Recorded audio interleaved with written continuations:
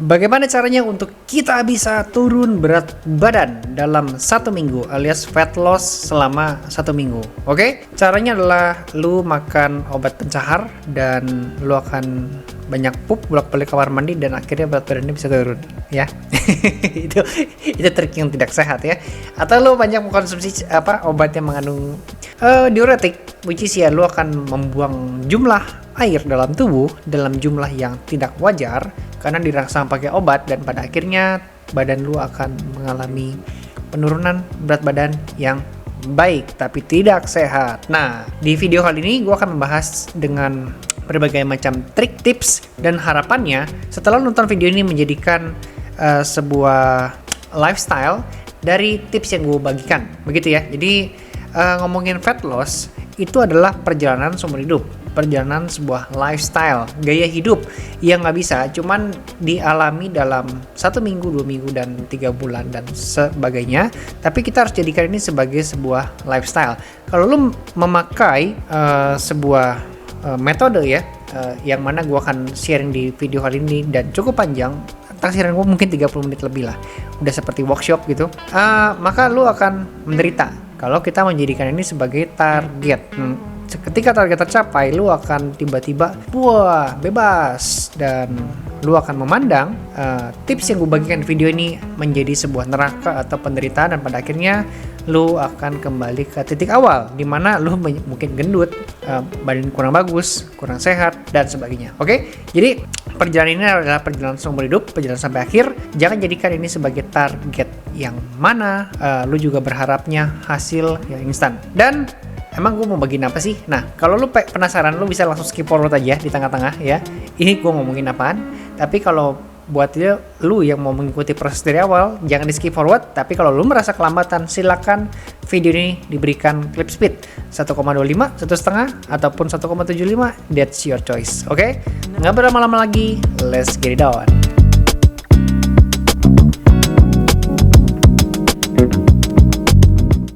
Ya, Fit Squad, jadi gue sudah buat sebuah ini disebutnya apa ya, presentasi apa slide ya, intinya whiteboard lah kalau fitur di Canva-nya. Ini memakai whiteboard dan gue sudah siapin materi untuk menjelaskan dengan lebih gampang dan hopefully lebih mudah dipahami ya ketika ini semua selesai. Materi ini sebenarnya gue belajar dari Adrai ya. Adrai itu Adrai dari mana? Iya, dari, gue panggilnya apa ya, Mas Adrai gitu. Ya sudahlah, Adrai aja. Jadi gue belajar dari Adrai dan gue improve dan gue tambah-tambahin dari pengalaman gue pribadi. Jadi nanti kalau lu merasa ada yang nggak cocok atau nggak pas atau mungkin ada yang bingung, silakan ditanyakan di kolom komentar. Gue akan sebisa mungkin menjawab lu punya pertanyaan ya. So kita langsung mulai aja materinya. Jadi ngomongin soal fat loss selama 1 minggu, yang gue ngomongin di awal itu bercanda sih by the way ya. Tapi kalau ini beneran ya. Cuman kalau misalnya ngomongin fat loss, mengurangi berat badan cuma 1 kilo 2 kilo dari lu punya berat badan yang obesitas, itu masuk akal karena badan lu mungkin banyak air, lu banyak lemak, kemudian lu berolahraga, maka penurunannya bisa ada ya 1 kilo 2 kilo mah pasti turun lah gitu. Tapi kalau misalnya lu dengan body ideal, mungkin lu punya body six pack sudah bagus, sudah oke banget gitu ya, udah ideal, BMI-nya 15%, mengalami penurunan berat badan selama 1 minggu maybe sulit untuk diwujudkan ya. Jadi sebenarnya ini ditujukan kepada orang-orang yang memiliki berat badannya melebihi batas normal atau tidak ideal, begitu. Apa aja strateginya? Pertama, kita harus tahu yang namanya latihan itu biasanya dibagi 2 ya. Lo bisa latihannya beban atau latihannya kardio. Masing-masing latihan ini memiliki purpose yang berbeda, tujuan berbeda ya. Jadi tujuan dari latihan beban itu sendiri adalah pertama mengencangkan otot rangka. Nah, makin tua nanti kita makin rentan terhadap resiko pengapuran. Ciri-cirinya apa? Sendinya gampang sakit, gerak dikit gampang linu dan sebagainya. Itu ciri-ciri pengapuran atau osteoporosis. Dan itu bisa membuat kita sulit berjalan, sulit bergerak, pada akhirnya jadi mager, pada akhirnya menjadi gemuk karena kita malas gerak. Itu seperti lingkaran setan yang nggak berulang tapi malah makin gede ya. Jadi itu istilahnya adalah snowball effect. So, Untuk mencegah kita jadi mager, salah satunya adalah kita harus mengencangkan otot rangka ya, supaya bebannya badan kita itu nggak bertumpu hanya di lutut aja, hanya di sendi aja, hanya di tulang aja, tapi dibantu sama otot. Otot ini membuat rangka itu nggak terlalu terbebani, pada akhirnya gerakannya jadi enak dan kita bisa lebih produktif. Nah, terus ketika kita mempunyai otot yang banyak ya, selain memiliki fungsi otot rangka yang jauh lebih baik, membantu tulang biar nggak terlalu banyak terbebani sama kinerja dari badan ya. Selain itu otot juga bisa membantu kita membakar lemak lebih banyak. Ya, jadi seperti sekali dayung 2-3 pulau terlampaui gitu ya. Jadi ini bisa membakar lemak lebih banyak. Kemudian juga dengan otot yang banyak itu ternyata bisa meningkatkan metabolisme basal. Pembakaran kalori yang terjadi pada saat lu nggak ngapa-ngapain. Begitu. Kalau ototnya banyak, maka bakar kalorinya bisa lebih banyak. Kalau ototnya sedikit, maka bakar kalori pun juga sedikit. Nah, metabolisme basal itu biasanya terjadi pada organ-organ tubuh kita. Misalnya gini ya, tubuh kita kan first akan lebih jago, lebih produktif dalam memproses makanan, pencernaan dan sebagainya ketika rajin berolahraga dan ototnya banyak. Karena tubuh kita ini akan lebih aktif ketika banyak sinyal-sinyal di tubuh kita, which is ya sinyal-sinyal dari otot ya. Butuh makanan nih, butuh nutrisi nih. Anterin dong dari hati-hati, gue butuh nutrisi nih. Nah, ketika si tubuh kita mendapatkan panggilan atau alert atau 911 gitu ya dari otot-otot yang membutuhkan nutrisi, maka kinerjanya akan lebih cepat. Itu membuat si kalorinya akan lebih banyak terbakar dan pada akhirnya nggak ngapa-ngapain, terkesan kayak kalorinya kok bisa banyak ya kebakarnya gitu ya. Nggak ngapa-ngapain kok bisa kurus ya? Iya, itu karena ototnya butuh nutrisi yang banyak gitu. Itu disebut dengan meningkatkan metabolisme basal, which is ya kadang-kadang orang bisa bahasa clickbaitnya adalah bakar kalori saat istirahat gitu. Tapi kalau dijelasin secara ilmiah, gue merasa sih kayak begitu prosesnya. Ya, kalau misalnya gue ada kesalahan atau ada yang kurang jelas, silahkan tanyain atau komentar aja di kolom komentar. Next, ini meningkatkan kepadatan tulang. Tulang itu memiliki proses recovery dan penyerapan nutrisi dari berbagai macam anggota tubuh. Jadi anggota tubuh akan mengirimkan kalium, kalsium dan sebagainya yang dibawakan sama oksigen, sama darah dan air. Tapi ketika dia lagi dalam proses sorry tadi ada yang datang ngirim makanan. Jadi ketika si tulang lagi dalam proses penyerapan tapi terbebani sama gerakan yang ekstrim karena ototnya nggak kuat ya, itu membuat penyerapan jadi nggak maksimal, kinerja nggak maksimal, dan pada akhirnya tulangnya jadi cepat keropos, cepat rapuh. Maka dengan adanya otot yang membantu tulang, dia seperti punya ruang berpikir ya kesannya gitu ya, punya ruang berpikir, ruang penyerapan, punya waktu untuk menyerap nutrisi yang dibutuhkan oleh tulang. Makanya itu bisa meningkatkan kepadatan tulang. Oke? Dan pada akhirnya ketika kepadatan tulangnya meningkat, ini bisa mencegah kerapuhan tulang atau osteoporosis. Dan biasanya osteoporosis itu kan menimpa wanita yang menopause. Ketika lo punya tulangnya bagus, penyerapannya maksimal, maka resiko tersebut bisa diminimalisir. Gue nggak bilang ini akan terhindar, tapi minimal diminimalisir lah ya. Lalu harapannya dengan otot yang banyak ya, which is yang bisa didapatkan dengan latihan beban, ini bisa meningkatkan power atau kekuatan ya. Kalau lu punya semangat hidupnya kecil dan dikit-dikit kayak hampa kosong dan lu merasa mau ngapa-ngapain malas, sebenarnya ada sih niat sih mau ngapain cuman kayaknya malas, jangan-jangan ototnya yang terlalu kecil ya. So, tingkatkan otot lu dan semangat hidup bisa meningkat. Gue merasa sih demikian ya. Waktu gue gendut sama posisi gue sekarang dengan BMI di 15-16% lah, terasa beda sih, terasa lebih semangat, terasa lebih tahan penyakit, dan ngomongin power itu terasa konsentrasinya, durasinya lebih panjang ketimbang waktu gue gendut ya dengan BMI-nya di 27%. Oh my god. Ya gitu. So harapan gue juga lo bisa mengalami hal yang sama dengan perubahan hidup dengan adanya peningkatan otot dalam tubuh kita. Bisa didapatkan dengan latihan beban seperti itu. Oke, next untuk kita bisa meningkatkan pembakaran lemak ya, pembakaran kalori dalam tubuh, maka latihan berikutnya kita bisa latihan kardio. Nah, latihan kardio lo harus tahu kalau ngincarnya bakar lemak dan mengurangi lemak dalam tubuh, maka nggak boleh kita punya heart rate-nya itu melebihi batas yang sudah ditentukan ya. Jadi maksimal itu 60-80% heart rate-nya. Kalau lebih itu nantinya jadi mengincar beda. Maybe lo jadi latihan stamina, lo mengincar durasi lebih lama, dan itu biasanya ditujukan untuk atlet ya. Tapi untuk kita mau bakar lemak, kita harus di rasionya 60-80% kurang lebihnya. Dari mana kita bisa tahu yang namanya maksimum heart rate, MHR ya? 220 dikurangin umur. Jadi kalau gua sekarang umur 34, berarti maksimum heart rate-nya adalah 186 itu. Itu kalau mau ngincarnya latihan stamina. Tapi untuk latihannya bakar lemak mungkin bukan 186 tapi mungkin di 150-an ya maksimum heart rate gua, dan disitulah zonanya fat burning gitu ya. Terus kita masih bahas di heart rate, oke? Nah, of course kita kalau mau memaksimalkan makan lemak itu kita bisa puasa ya. Jadi sebelum lu buka puasa, lakukanlah olahraga atau exercise.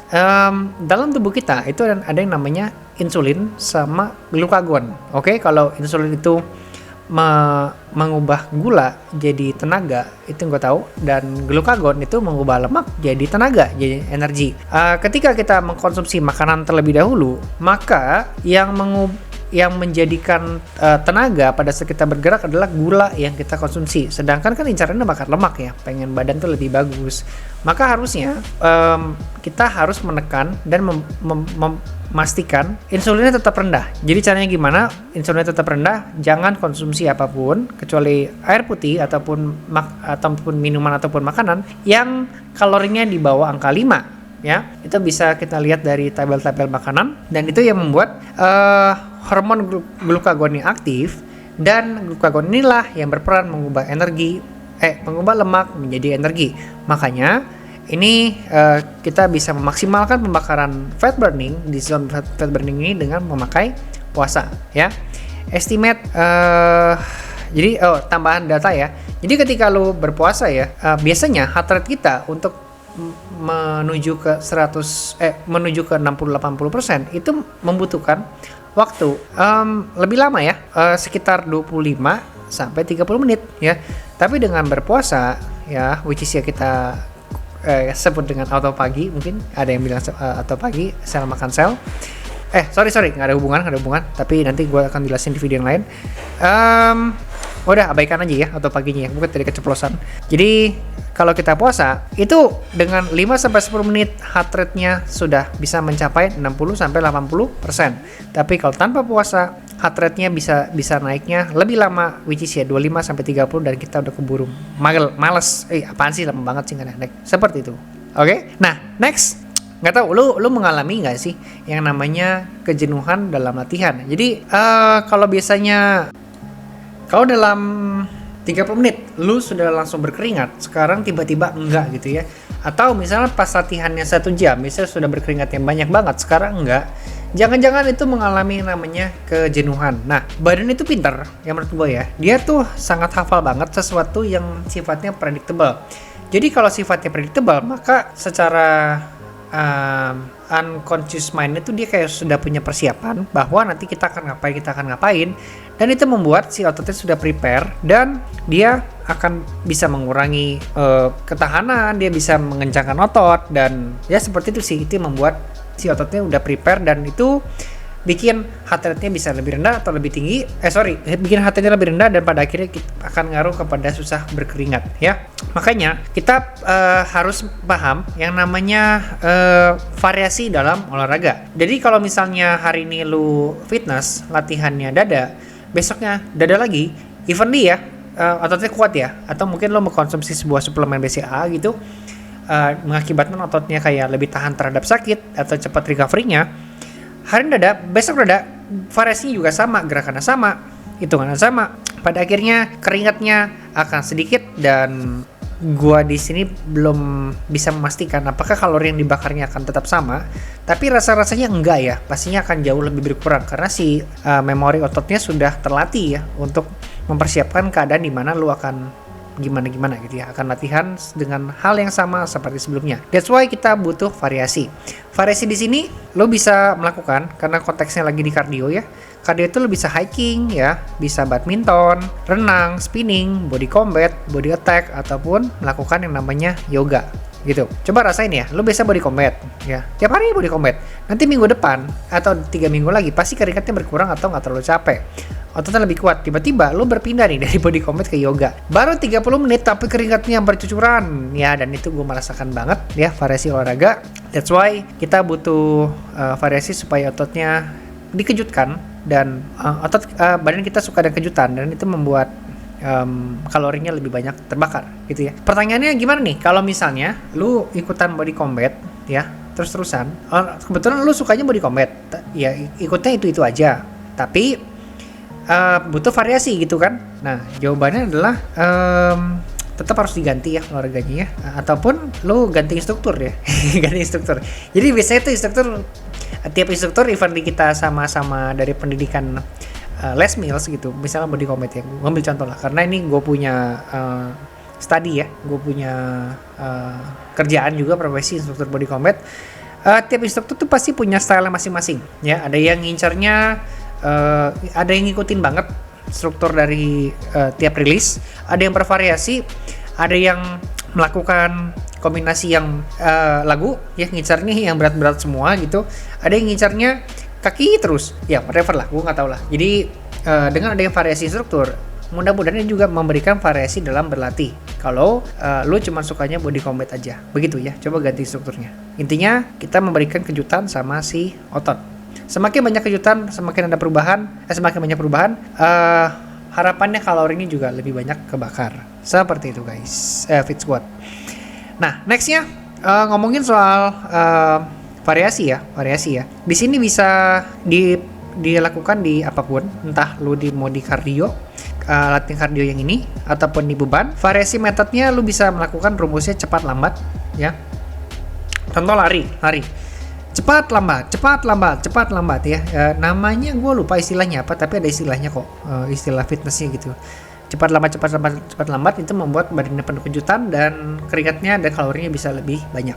Berikutnya adalah panjang pendek ya, panjang 10 kilo, panjang 100 kilo terus pendek tapi dengan posisi sprint misalnya gitu, itu kalau lari.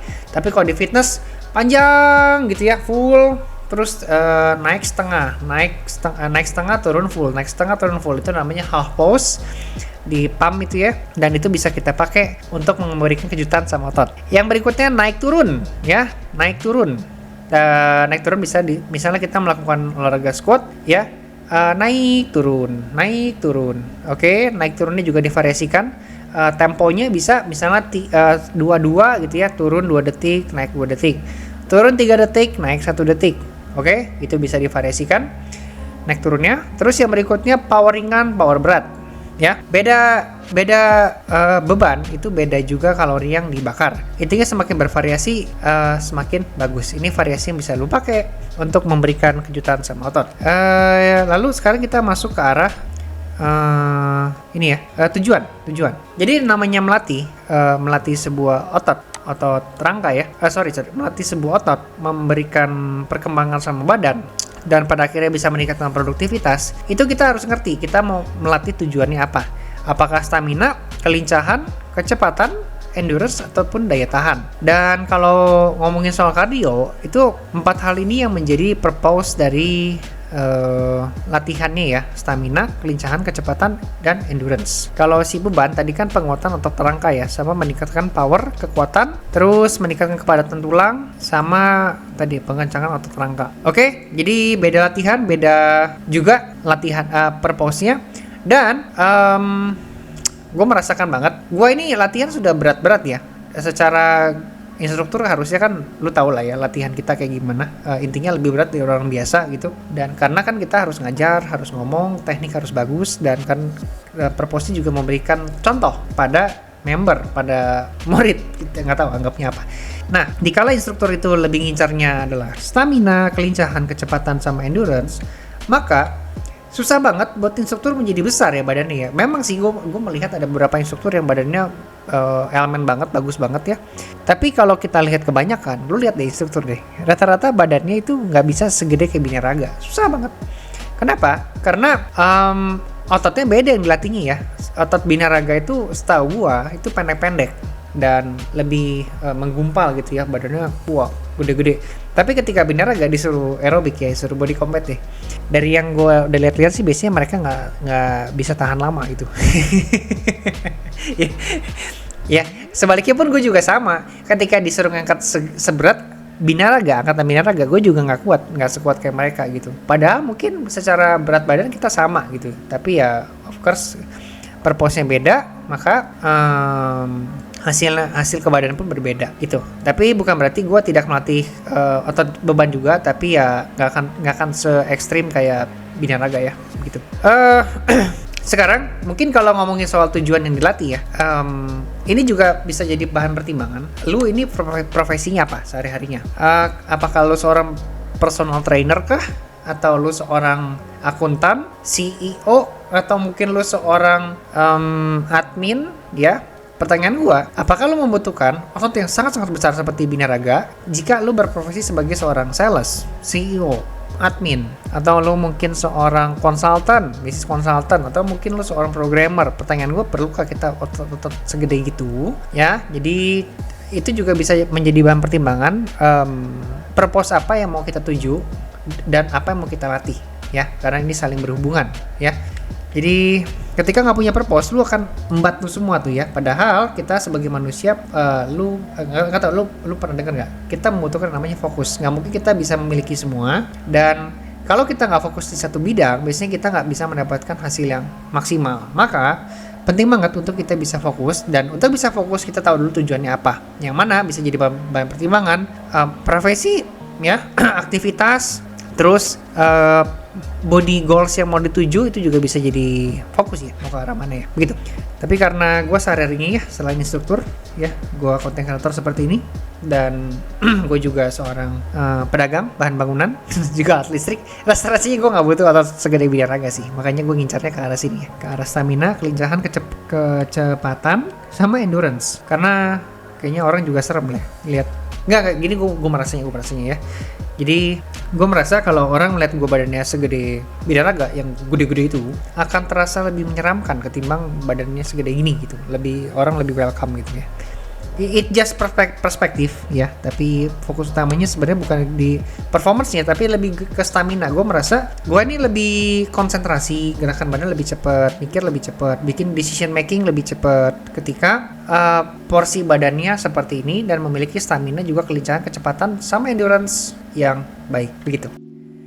Oke, Fit Squad, sekarang kita masuk ke purpose-nya. Kita bahas lebih detail ya. Jadi kenapa kita harus merencanakan, memvariasikan latihan, dan ini juga bisa meminimalisir resiko cedera. Maksudnya gimana?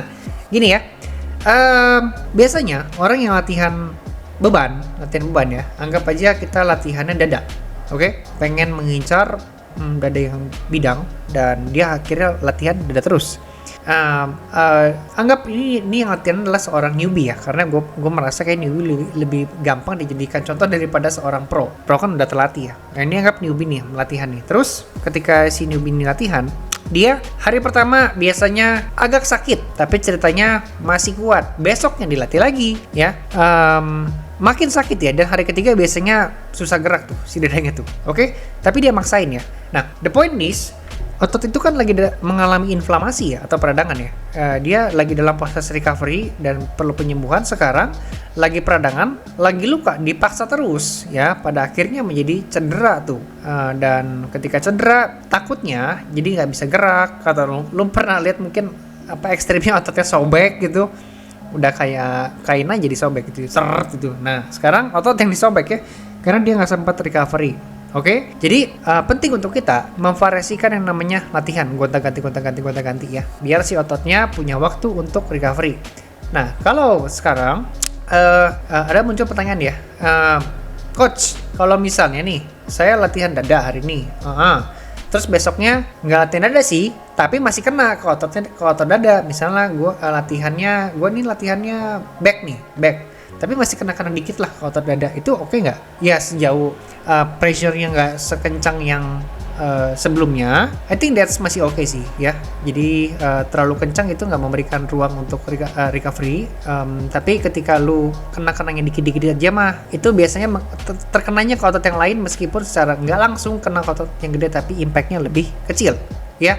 Dari yang gue alami, that's okay ya. Tapi balik lagi, lu nggak usah maksain kalau misalnya udah terlalu sakit gitu dan belum mengejar apa, gue juga nggak tahu ya. Jadi pastikan disesuaikan dengan kondisi masing-masing. Tapi kalau tanya gue, based on gue punya experience, gue punya tubuh pribadi ini sakit, terus gue besoknya melatih otot back ya, tapi ininya masih kena dikit gitu, I think that's masih oke sih gitu ya. Sesuaikan dengan tubuh masing-masing.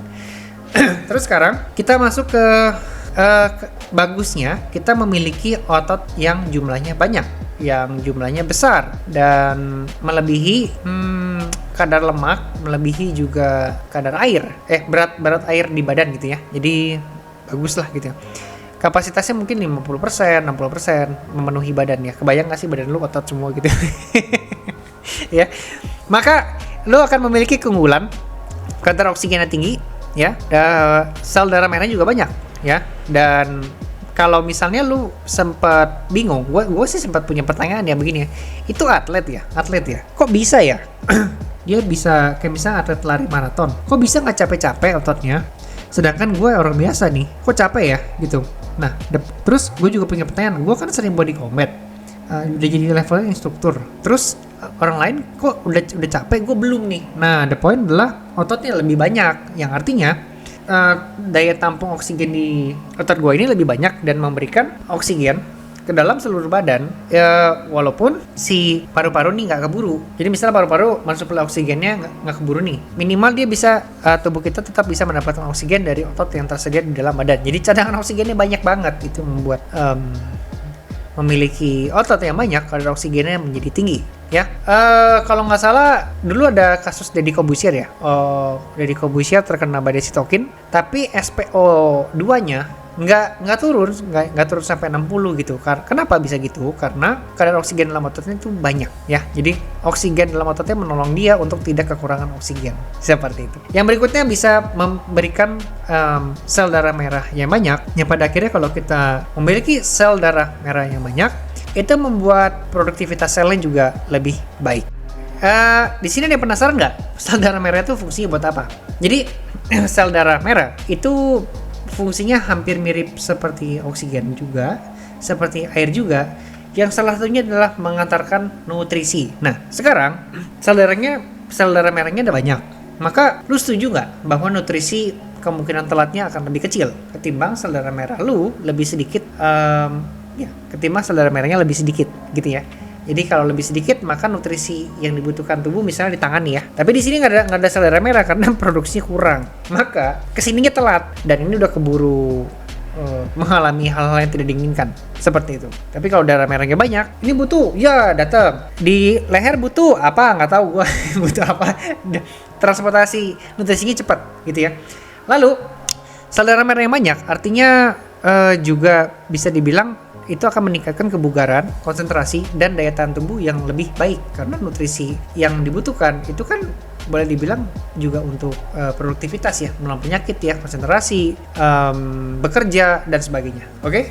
Itu bisa meningkatkan performa fisik dan kebugaran. Pada akhirnya, ketika kan dua item dari oksigen dan sel darah merah ini bagus dan banyak, ini bisa melahirkan yang namanya konsentrasi dan fokus dalam bekerja. Lu akan lebih bisa mikir, decision making bagus, nggak cepet baper gitu ya. Kemudian daya tangkap juga baik ya, karena lu kan fit ya. Ya gini aja gampang ya, orang lagi ngantuk, sel darah merah kurang, versus dengan orang yang lagi segar kayak begini gitu ya, sel darah merahnya banyak. Menurut lu kira-kira belajar sesuatu mana yang lebih cepat nangkep? Ya harusnya orang dengan kadar oksigen dan sel darah merah yang banyak dan posisi lagi segar ya. Mungkin IQ-nya biasa aja, gue IQ biasa aja ya, versus dengan orang yang IQ-nya super jenius, ngantuk gitu ya, tapi dia sel darah merah kecil, kuyu, terus oksigennya kurang tidur lagi, rasanya berani bersaing deh untuk mempelajari sesuatu ya. Terus poin yang ketiga di sini, ketika kadar oksigennya baik, sel darah merahnya banyak, ini bisa memberikan tubuh yang fit dan juga mental yang positif. Jadi kalau misalnya lu merasa baperan, merasa kosong, merasa hampa, dan merasa mager, males, kadang-kadang bukan karena lu nggak ngerti metodenya juga sih mengenai mengatasi prokrastinasi, tapi mungkin juga karena sel-sel di tubuh ini ada yang kurang ya. Salah satunya ya sel darah merah dan kadar oksigen itu yang kurang tuh. Oke? Jadi bagus ya. Dan pada akhirnya tujuan adalah produktivitas yang tinggi ya.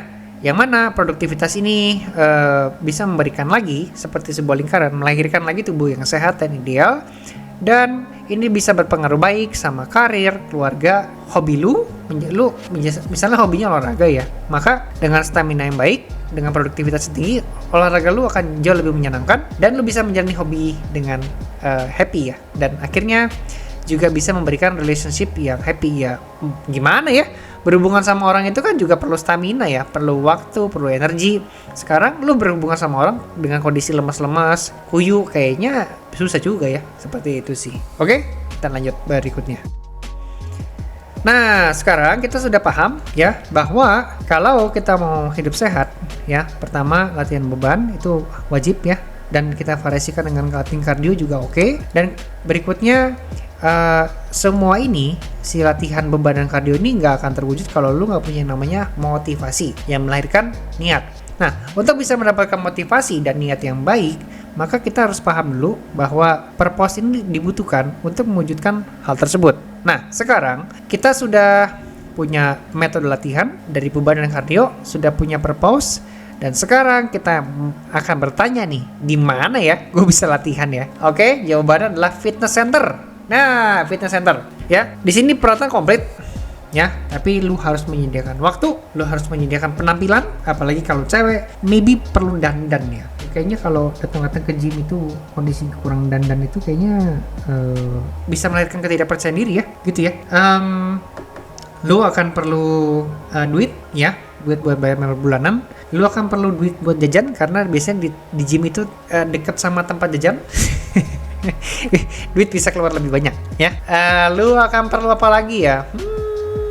Perlu apa lagi ya? Gue lupa sih. Intinya perlu effort yang banyak sih buat ke fitness center. Tapi dia punya poin plus ya. Karena fitness center ya of course dia sudah menyediakan kelas, sudah menyediakan tempat gym. Kadang-kadang ada tipikal gym-gym yang sudah memberikan fasilitas kolam renang ya. Juga ada kamar mandi, jadi lu bisa mandi, ada sauna, juga lu bisa sauna ya. Jadi udah komplit, jadi one stop solution. Tapi untuk kesananya lu butuh effort yang cukup banyak, time, energy, and money. Siapin itu dari sono ya. Next, kalau anggap aja lu pengen latihan beban tapi nggak punya waktu, ini bisa latihan pakai dumbbell dan barbell ya. Latihan dumbbell dan barbell, dan tiap dumbbell dan barbell ini it just not an equipment, tapi ada yang namanya gerakan-gerakan. Kalau gerakannya untuk shoulder ini ke samping, ke atas. Gerakannya untuk bicep curl bisa ke depan atau bisa side curl ya, side curl dari samping. Atau lu bisa mau latihan back, lo bisa melakukan namanya death row atau single row ya. Atau misalnya mau push up tapi disempitin, itu buat back dan juga kena ke tricep. Untuk kaki lo bisa pakai dumbbell taruh tengah, terus lo squat ya. Jadi even hanya sepasang dumbbell, tapi itu bisa memberikan impact yang banyak ke badan ya. Yang penting punya niat dulu. Nah, terus yang berikutnya, kita kalau dengan dumbbell dan barbell sudah mulai bosan, kan di part sebelumnya gue udah bahas ya tentang pentingnya kita memberikan variasi, oke? Supaya si tubuhnya masih penuh dengan kejutan. Maka kita bisa lakukan juga si latihan dengan menggunakan tubuh sendiri. Contoh ya, squat, jongkok berdiri, duduk berdiri ya, dari duduk ke berdiri. Lunges, oke? Lunges itu lu satu kaki di belakang, satu kaki di depan, yang depan tekuk, yang belakang tekuk ya. Jadilah sebuah lunges itu. Terus yang berikutnya, push up. Push up ini bisa bermula dari tembok ya, yang ringan-ringan dulu. Terus semakin sudutnya mencapai 180 derajat, which is ya si dada sama si pinggul ini lurus gitu, sejajar, itu akan memberikan pressure yang lebih berat, yang mana kalau kalori akan lebih banyak terbakar. Tapi kan biasanya di awal-awal seorang yang belum terbiasa push up, dia akan merasa berat. Maka kita bisa mulai dari posisinya lurus dari tembok, sedikit-sedikit makin miring sampai lama makin jatuh. Itu bisa dilakukan secara bertahap ya. Dan lu bisa melakukan namanya plank. Ini untuk perut. Oke? Nah, terus seringkali ketika latihannya pakai dumbbell barbell, bingung harus latihannya apa, berapa set, gerakannya gimana, benar apa salah. Kemudian kok kayaknya boring ya sendirian gitu kan. Terus nggak ada yang nyemangatin gitu. Terus kita latihan pakai tubuh sendiri, kurang lebih permasalahannya sama ya, karena kita merasa nggak punya direction, nggak punya target, nggak ada yang ngarahin, nggak ada petunjuk. Dan gue tahu sih itu adalah sesuatu yang bisa menurunkan motivasi ya dalam olahraga ya. Mungkin hari pertama, hari kedua lu semangat, tapi hari ketiga gue nggak janji sih, karena gue juga merasakan demikian. Nggak tahu kalau lu bisa stabil, that's good ya. Tapi for me ya dulu gue nggak stabil. Pada akhirnya gue mengambil certified Les Mills dan gua belajar koreonya, dan I think that's better sih untuk olahraga dan membuat gua lebih konsisten dan disiplin. Selain gue punya motivasi untuk bisa disiplin, yang kedua adalah gue punya target. Oke? Target di sini bukan target punya body goals gimana, bukan. Tapi ketika kita berolahraga menggunakan metode koreo, pakai musik, itu sudah didesain kita berhenti harus kapan dan gerakannya harus gimana, variasinya apa, kejutannya belah mana kejutannya nih, terus kalori yang pengen dicapai itu berapa kalori nih dalam per sesi atau per kelas. Jadi semuanya sudah terprogram dengan baik ya. Itu membuat gue kayaknya lebih gampang dalam berolahraga, dan I think kayaknya itu enak sih kalau bisa ditularin energinya dan di-sharingkan kepada teman-teman yang tergabung dalam virtual gym ya. Jadi virtual gym ini memberikan koreo bareng gua langsung ya. Terus kalian lu orang tinggal ngikutin gua aja ya, kemudian sudah ada musiknya, ada komunitasnya ya. Jadi ketiga ini harapannya bisa mengatasi namanya boring ya. Jadi kalau belum beres kelas belum boleh cabut, belum beres kelas merasa kayak ada yang kurang gitu, takut rugi ya. Kan udah capek-capek panas ya, loss aversion namanya tuh. Nah, tapi kalau sendirian kita nggak punya patokan, gue harus olahraga sampai mana ya, berapa jam ya, nggak tahu tuh. Patokannya bingung. Nah, terakhir harapannya lu bisa termotivasi, disiplin, dan pada akhirnya kalau lu punya target, punya impian, ya bisa tercapai ya dengan proses yang berkelanjutan atau proses yang nggak pernah berhenti, yang nggak pernah menyerah, yang selalu lu pertahankan, lu perjuangkan sampai titik darah penghabisan. Oh, mantap nggak? Oke. Jadi kalau buat lu yang mau gabung, silakan mampir aja ke sini ya di wellnesscoach.id virtual gym online class. Ini linknya ya. Silakan mampir ke sini, langsung scroll ke bawah dan pilih gabung sekarang. Di sini ya. Seperti itu. Oke, so far sekarang harga di 275 ya. Dan kalau nggak salah lagi ada promo, lu lihat aja langsung promonya di harga berapa dan kita langsung lanjut ke materinya. Oke, Fit Squad, kita lanjut ya. Sekarang kita masuk ke arah lifestyle nih. Ke arah lifestyle, which is ya lifestyle yang direkomendasikan yang gue alami langsung adalah intermittent fasting diet, atau dikenal juga dengan OCD diet, obsessive compulsive diet ya. Nah, ini gampang banget untuk diterapkan dalam hidup kita. Jadi setelah kita udah ngerti latihan beban, latihan kardio, kenapa harus dikombinasikan, kita udah punya purpose, kita udah tahu harus di mana latihannya. Sekarang saatnya kita menjaga badan kita dengan lifestyle, dengan metode dan gaya hidup ya. Jadi kalau lu pernah mendengar ya, kalau mau bentuk badan 70% itu dari pola makan dan 30% dari latihan, begitu. Dan gue merasa kurang tepat karena kalau 70% dari makanan, istirahat gimana? Terus kalau pola pikir gimana? Terus bagaimana dengan self development lu? Kalau misalnya lu banyak pikiran, apakah itu bisa merangsang orang jadi malas? Terus lu tahu nggak sih, kalau kita banyak pikiran ya, itu kan kortisol naik tuh, hormon stres. Nah, itu juga merangsang adrenalin untuk ikut naik juga, karena tubuh kita itu merasa mendapatkan ancaman, which is itu namanya pikiran ya. Jadi ketika kortisol naik, adrenalin naik, itu nggak sengaja juga itu men-trigger insulin buat naik, dan insulin ini akan melepaskan yang namanya glukosa ke dalam badan. Nah, tubuh kita kira kita sedang mendapatkan ancaman dan kita harus segera bergerak untuk menangani ancaman itu. Makanya dibutuhkan energi, which is energi ini didapatkan dari glukosa yang tiba-tiba dilepas ya. Ternyata tubuh kita tuh tidak bergerak sama sekali. Itu hanya sebuah sinyal kebohongan, bukannya ancaman, tapi sebenarnya banyak pikiran. Tapi dianggapnya tuh kayak ancaman. Kita kedatangan binatang buas, kita lagi menghadapi sesuatu, ya. Dan ternyata bukan menghadapi sesuatu, tapi lagi stres aja, banyak pikiran gitu. Oke, dan itu membuat kita jadi gendut kalau misalnya keterusan, ya. Gendut itu bisa terjadi karena penyakit banyak pikiran. Oke, mudah-mudahan penjelasan ini bisa memotivasi lu untuk gak boleh terlalu banyak pikiran. Jadi kalau banyak pikiran bukan dipikirin, tapi dicari solusinya, ya. Ketika dicari solusinya, harapannya hormon kortisolnya tidak terlalu bergejolak dan tidak memberikan adrenalin untuk bergejolak juga, dan pada akhirnya insulinnya bisa tetap rendah gitu ya. Oke, sekarang kita masuk ke lifestyle puasa. Jadi tadi kita udah bahas pola pikirnya. Nggak boleh terlalu stres, nggak boleh panik, nggak boleh cemas. Terus lu harus rajin belajar, memiliki mindset yang sifatnya growth mindset. Lalu harus cukup istirahat ya. Sehari itu tidur harus 7 sampai dengan 8 jam. Kalau kurang itu berpotensi juga jadi gendut. Karena tubuh lu nggak sempet memberikan. Jadi gini, ada yang namanya HGH, Human Growth Hormone, di mana hanya diproduksi pada saat kita tidur. Sekarang HGH-nya nggak keluar karena lu nggak tidur ya, kurang tidur. Pada akhirnya terjadi ketidakseimbangan hormon dalam badan, itu memberikan hasil yang buruk juga. Salah satunya adalah gendut, begitu. Oke, jadi pastikan pola aktivitas, pola istirahat itu harus diperhatikan juga. Setelah itu, lu juga harus memperhatikan pergaulan. Kalau lu bergaul sama orang-orang yang senang makan, cukup berbahaya karena bisa menyimpan banyak kalori. Jadi pola pergaulan itu mempengaruhi kepada kita punya body goals. Ya, oke. Itu materi tambahan, di sini nggak ada. Dan sekarang kita masuk ke gaya hidupnya. Metode puasanya, metode dietnya ya. Yang namanya intermittent. Kenapa? Intermittent fasting diet yang mana menganut prinsip puasa itu bisa dijadikan sebagai metode yang oke sih.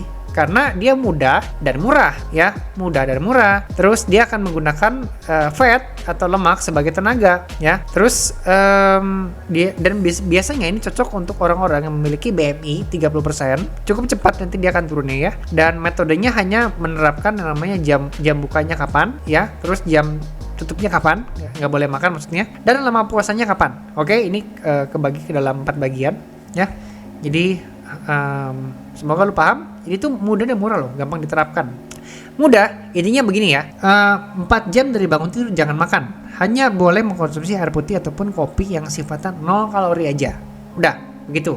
Murah karena lu nggak usah mengkonsumsi suplemen yang aneh-aneh untuk membuat jadi kurus ya. Cukup dengan puasa aja cukup. Kemudian 4 jam dari bangun tidur gue udah bilang. Terus di sini kita punya angka 12 jam, 8 jam, 4 jam. Nah, kalau puasanya 12 jam itu lu bisa makan 3 kali sehari ya.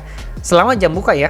Misalnya nih ya, lu terakhir makan jam 6 sore. Udah tuh, jam 6 sore sampai jam 6 pagi baru makan lagi gitu ya. Nah, itu bisa makan 3 kali sehari sampai jam 6 sorenya lagi. Tapi kalau puasanya 8 jam, itu bisa makan 2 kali sehari ya. Jadi 8 jam ini mesti gimana? Misalnya nih ya, terakhir makan jam 6 sore, tidur, jam 6 pagi bangun, terus 4 jam dari bangun tidur kagak makan apa-apa. Artinya lu punya jendela makan kan 8 jam tuh, sampai kembali ke jam 6 sore lagi tuh. Nah, di saat itulah lu boleh makan apa aja sebanyak 2 kali sehari ya. Yang berikutnya udah lebih jago, lebih expert, silakan makannya, jendela makannya cuma 4 jam. Misal terakhir makan jam 6 sore, ceritanya lu mau masuk ke level expert ya, yang 4 jam doang tuh jendela makan. Jam 6 sore terakhir makan sampai besoknya jam 6 pagi lu bangun tidur, terus ditambahin 4 jam, mungkin lu baru makan jam 10 pagi ya, buka puasa jam 10 pagi, terus jendela makannya kan cuma 4 jam. Berarti dari jam 10 pagi sampai jam 2 siang itulah lu punya jatah makan. Dan direkomendasikan cuma 1 kali makan. Ini seperti kita anggapnya breakfast to breakfast, dinner to dinner ya, gitu. Dan ini kalau udah ranahnya di 4 jam, ini biasanya cepet banget turunnya. Gue pernah dalam 3 bulan ya, 3 bulan itu dari 86 sampai 66 kilo, 20 kilo dalam 3 bulan ya. Dan di bulan ketiga itu gue menganut ya 4 jam ini nih. Dan mukanya ciut banget kayak orang sakit ya. Buat yang mengincar cutting, that's good. Tapi kalau berlebihan, jadinya ke performance kita akan jadi jelek ya. Jadi hati-hati, jadi keterusan gitu. Oke, kita masuk ke yang berikutnya. Nah, yang berikutnya adalah olahraga sebelum buka puasa. Direkomendasikan. Kenapa?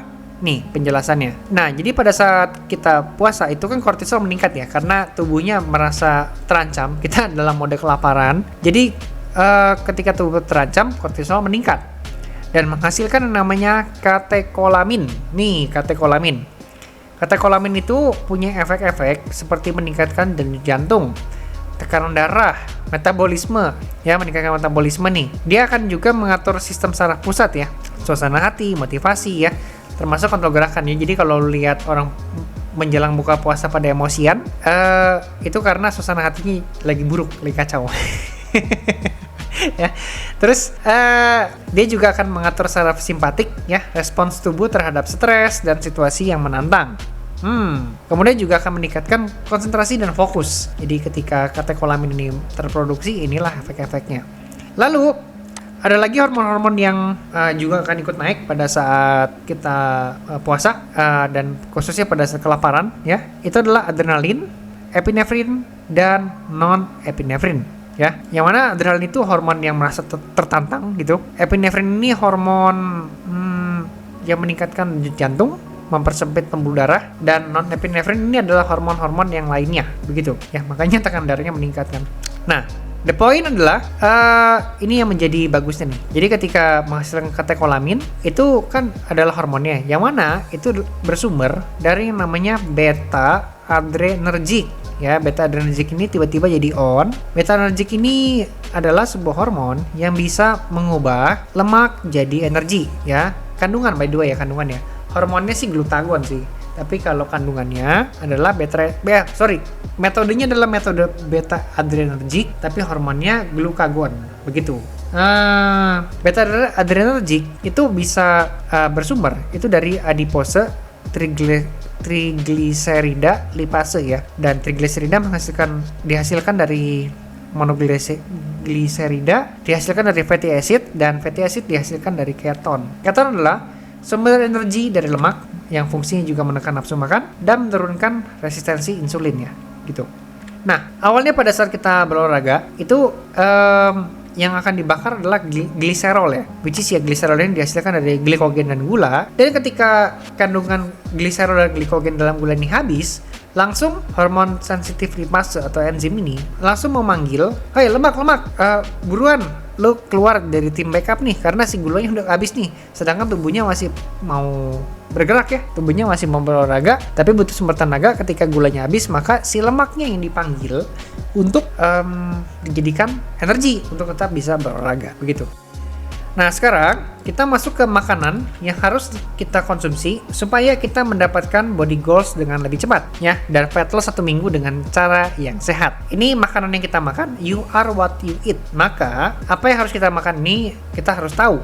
Pertama, kita nggak boleh makan makanan yang mengandung tepung terigu. Tapi kalau kecelakaan gimana? Oke, kalau kecelakaan yang penting jangan berlebihan ya. Gue juga suka mie ya. Suka gue mie goreng, mie yamyen gitu ya, bakmi gitu, gue suka banget. Tapi di part sekarang, kalau dulu gue makannya 2 piring, 2 mangkok, sekarang cuma setengah mangkok.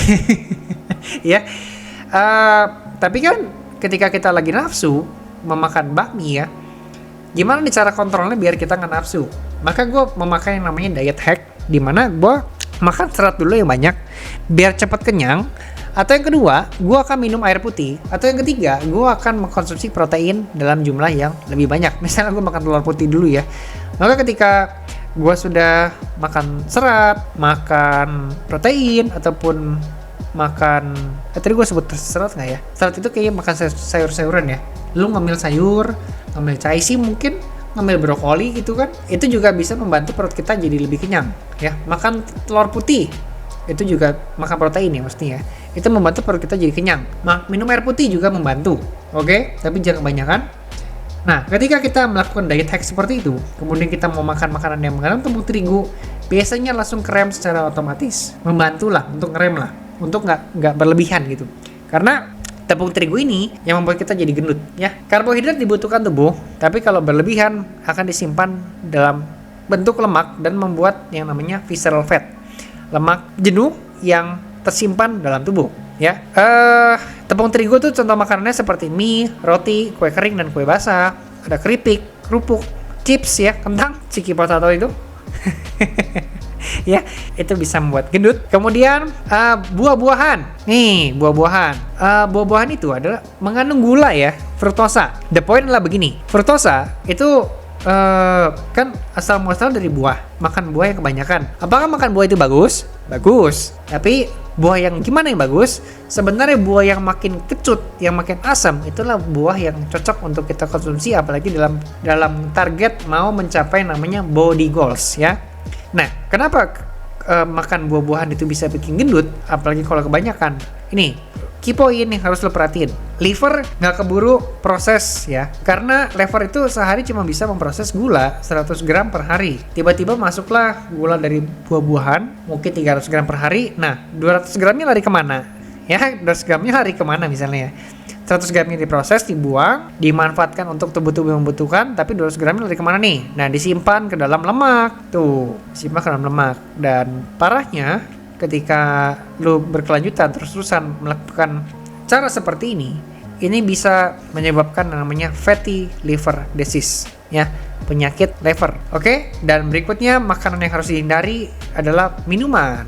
Jadi makanan yang harus dihindari adalah minuman, karena minuman ini mengandung hidden sugar ya. Minuman bersoda, oke, Sprite, ini boleh nyebut merek nggak ya? Oke, tapi ya intinya lu tahu lah ya, minuman bersoda seperti itu. Kemudian ada salad di sini bukan salad buah-buahannya, salad yang jagung itu bukan, tapi coba concern salad di sini yang mayonesnya, sausnya ya, karena saus itu bisa mengandung gula yang banyak dan ternyata kita nggak sadar, dikira makanan-makanan yang sehat ya, makanan-makanan yang nikmat, tapi kita nggak nyadar bahwa kita sudah memakan gula secara nggak langsung dan jumlahnya banyak lagi begitu. Oke, Fit Squad, sekarang kalau misalnya tadi gue sudah bahas yang nggak boleh apa, dan kalaupun boleh jangan kebanyakan ya. Sekarang apa yang boleh nih, yang diizinkan, yang di-permission gitu, yang silakan. Oke, silakan mau makan silakan gitu. Nah, karbo yang recommended adalah karbo dari ubi ya, dari akar-akaran ya. Ubi, kentang, sayur-sayuran, this is good untuk lu makan ya. Tapi balik lagi jangan kebanyakan ya, karena balik lagi makan kebanyakan bisa jadi gendut ujung-ujungnya, meskipun ini direkomendasikan gitu. Nah, pastikan protein ya, ini menjadi sumber utama dalam konsumsi makanan ya, karena apalagi lu fitness, lu pengen capai body goals, protein ini menjadi sumber bahan baku utama. Kalau dulu 4 sehat 5 sempurna dimulai dari nasi ya, dari karbohidrat, sekarang kita mulai dari protein terlebih dahulu, karena protein cenderung lebih dibutuhkan tapi suka lebih kurang, maka kita harus ganti mindsetnya. Protein yang pertama, karbohidrat yang kedua gitu. Oke? Hewani di hewani ini protein dibagi dua. Ada yang sifatnya dagingnya putih, ada yang dagingnya merah. Oke? Ini karbo boleh, tapi protein harus lebih tinggi ya. Itu prinsipnya tadi yang gue bilang. Nah, kita balik lagi sekarang. Hewani itu dibagi ke dalam 2 bagian, daging putih sama daging merah. Daging putih itu ada ayam, ikan, sama telur. Daging merah ini ada sapi dan kambing ya. The point adalah bagusan mana? Gue merasa sama aja gitu. Cuman kalau lo butuh variasi ya silakan. Ini kita punya daging putih sama daging merah. Kalau nggak salah sih daging merah itu lebih rentan terhadap lebih banyak lemak ya. Kalau daging putih itu lebih bersih dari lemak sih, singkat gue gitu ya. Nah, protein sama bentar sebelum masuk ke sini ya. Oke, sekarang sumber protein yang kedua adalah dari nabati ya. Nabati ini bisa dari kacang-kacangan, kedelai, tahu, sama tempe. Tapi bedanya apa sih antara kita mengkonsumsi protein hewani versus protein nabati? Di nabati itu punya masalah di bagian amino acid essentials ya, dan boleh dibilang amino acid essentials itu bahan baku juga dari BCAA yang membantu recovery otot juga lebih cepat. Nah, amino acid essential juga merupakan bahan baku pembentuk hormon, enzim, antibodi, sama jaringan otot dan juga jaringan kulit. Sekarang ininya nggak ada, berarti untuk bahan baku pembentuk di bawah ini boleh dibilang kurang dong. Iya, itu dia poinnya. Terus problem yang kedua adalah ketika lu makan protein yang dari hewani versus yang dari nabati ya, maka kalau dari hewani itu protein sama energi 1:1 ya. Jadi apa yang lu makan langsung, misalnya lu makan 100 gram dada ayam, maka lu juga bisa mendapatkan energi 100 gram nih, begitu. Jadi energi itu kan asal muasalnya karbo dan lemak ya, tapi ya gampangnya sih begitulah. Jadi lu potensi dapat energinya lebih tinggi kalau dibandingkan sama si nabati. Ini 1:3 atau 4 ya. Ini bukan lebih gede by the way ya, lebih kecil maksudnya. Jadi lu makan untuk bisa dapat energi yang nilai 1, lu harus mengkonsumsi 3 kali atau 4 kali lebih banyak protein nabati. Nah, begitu sih poinnya ya. Jadi konsumsi protein nabati 3 atau 4 kali lebih banyak untuk mendapatkan energi sebanyak 1. Sedangkan kalau hewani 1:1 ya. Pada akhirnya energi itu kan memang di-convert dari karbo, lemak, juga protein. Proteinnya sudah aman nih, tinggal lemaknya diambil, karbonya diambil, jadilah sebuah energi. Oke, Fit Squad, akhirnya workshop kita atau seminar atau gue nggak tahu lah sebutnya apa ini beres juga, dan materinya cukup panjang. Hopefully lu paham semua dan bisa menerapkan semuanya dengan baik. Dan of course nanti gue akan bikin e-course yang lebih terpecah-pecah, nggak digabung kayak begini ya. Dan ini versinya masih jorok lah gitu, masih kurang detail. Tapi harapannya kadang-kadang sesuatu yang terlalu detail malah jadi pusing. Lebih baik nggak terlalu detail tapi bisa dilaksanakan ya.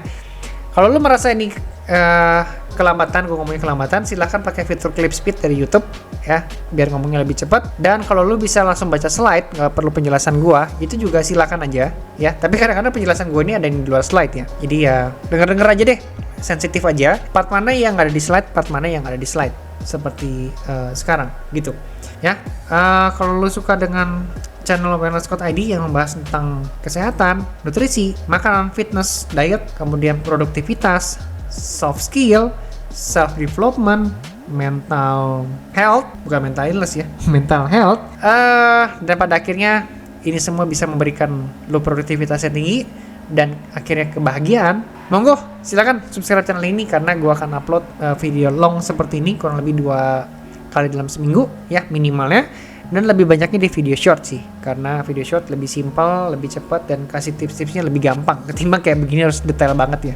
Jadi ya silakan aja boleh subscribe channel kita, dan kita akan ketemu lagi di video berikutnya. Komen jika ada pertanyaan, share ke teman-teman yang lain, semoga mereka juga bisa dapetin manfaat seperti yang lo rasakan ketika nonton video ini ya. Dan kita punya beberapa rekomend link-link di kolom deskripsi. Kalau lo mau kepo-kepoin silakan. Ada produk virtual gym, ada produk kita punya rekomend yang gue sering pakai untuk meningkatkan body goals gitu ya. Ada sosial media kita yang lain dan sebagainya. Oke? I think that's this topic. Akhirnya selesai juga. I'll see you again the next video. Tetap semangat, bugar, dan keep produktif, dan pada akhirnya tetap bahagia. Oke? Bye.